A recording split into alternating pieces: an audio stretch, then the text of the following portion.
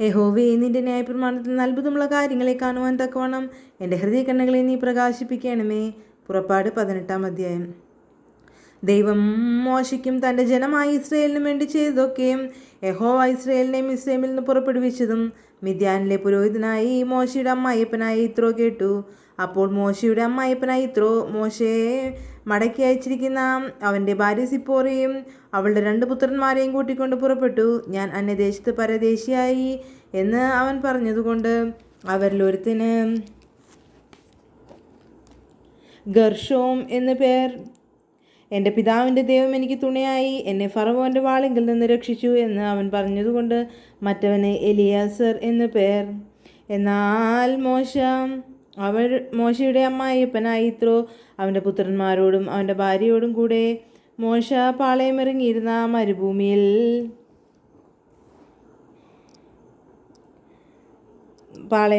മരുഭൂമിയിൽ ദൈവത്തിൻ്റെ പർവ്വതത്തിങ്കൽ അവൻ്റെ അടുക്കൽ വന്നു. നിന്റെ അമ്മായിപ്പൻ യിത്രോ എന്ന ഞാനും നിന്റെ ഭാര്യയും 2 പുത്രന്മാരും നിന്റെ അടുക്കൽ വന്നിരിക്കുന്നു എന്ന് അവൻ മോശയോട് പറയിപ്പിച്ചു.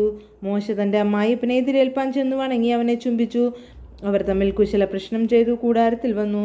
മോശ തൻ്റെ അമ്മായിയപ്പനോട് യഹോവ ഇസ്രയേലിന് വേണ്ടി ഫറവോനോടും മിസ്രയീമ്യരോടും ചെയ്തതൊക്കെയും വഴിയിൽ തങ്ങൾക്ക് നേരിട്ട പ്രയാസവുമൊക്കെയും യഹോവ ഞങ്ങളെ രക്ഷിച്ച പ്രകാരം വിവരിച്ച് പറഞ്ഞു.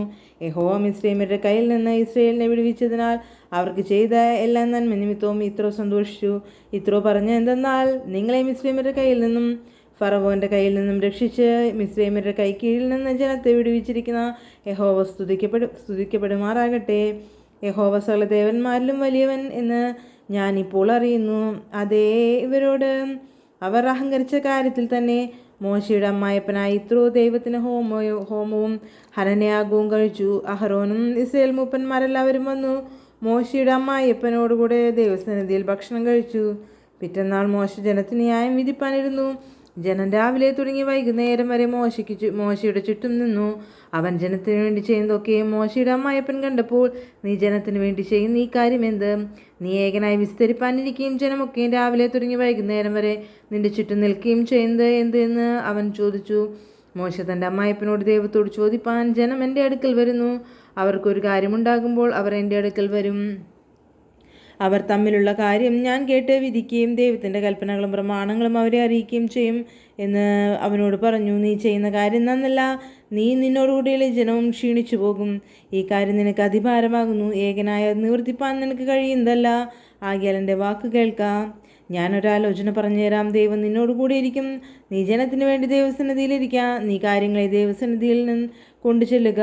അവർക്ക് കൽപ്പനകളും പ്രമാണങ്ങളും ഉപദേശിക്കുകയും നടക്കേണ്ടുന്ന വഴിയും ചെയ്യേണ്ടുന്ന പ്രവൃത്തിയും അവരെ അറിയിക്കുകയും ചെയ്യുക. അതല്ലാതെ ദൈവഭക്തരും സത്യവാന്മാരും ദുരാദായം വെറുക്കുന്നവരുമായ പ്രാപ്തിയുള്ള പുരുഷന്മാരെ സകല ജനത്തിൽ നിന്നും തിരഞ്ഞെടുത്ത് അവരെ 1000 പേർക്ക് അധിപതിമാരായും 100 പേർക്ക് അധിപതിമാരായും 50 പേർക്ക് അധിപതിമാരായും 10 പേർക്ക് അധിപതിമാരായും നിയമിക്കുക.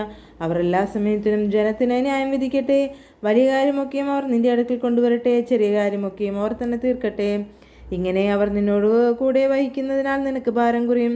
നീ ഈ കാര്യം ചെയ്യുകയും ദൈവം അത് അനുവദിക്കുകയും ചെയ്താൽ നിനക്ക് നിന്ന് പൊറുക്കാം. ഈ ജനത്തിനൊക്കെയും സമാധാനത്തോടെ തങ്ങളുടെ സ്ഥലത്തേക്ക് പോവുകയുമാകാം. മോശ തൻ്റെ അമ്മായിയപ്പൻ്റെ വാക്ക് കേട്ടു. അവൻ പറഞ്ഞതുപോലെ ഒക്കെയും ചെയ്തു. മോശ എല്ലാ ഇസ്രായേലിൽ നിന്നും പ്രാപ്തിയുള്ള പുരുഷന്മാരെ തിരഞ്ഞെടുത്തു. അവരെ 1000 പേർക്ക് അധിപതിമാരും 100 പേർക്ക് അധിപതിമാരും 50 പേർക്ക് അധിപതിമാരുമായും 10 പേർക്ക് അധിപതിമാരുമായും ജനത്തിന് തലവന്മാരാക്കി. അവർ എല്ലാ സമയത്തും ജനത്തിന് ന്യായം വിധിച്ചു വന്നു. വിഷമമുള്ള കാര്യം അവർ മോശയുടെ കൊണ്ടുവരും. ചെറിയ കാര്യമൊക്കെയും അവർ തന്നെ തീർക്കും. അതിൻ്റെ ശേഷം മോശ തൻ്റെ അമ്മായിയപ്പനെ യാത്ര അയച്ചു. അവൻ സ്വദേശത്തേക്ക് മടങ്ങിപ്പോയി. ദൈവമേ, സ്തുതിക്ക് യോഗ്യമാവുന്നു. ബാറയ്ക്കുമോർ.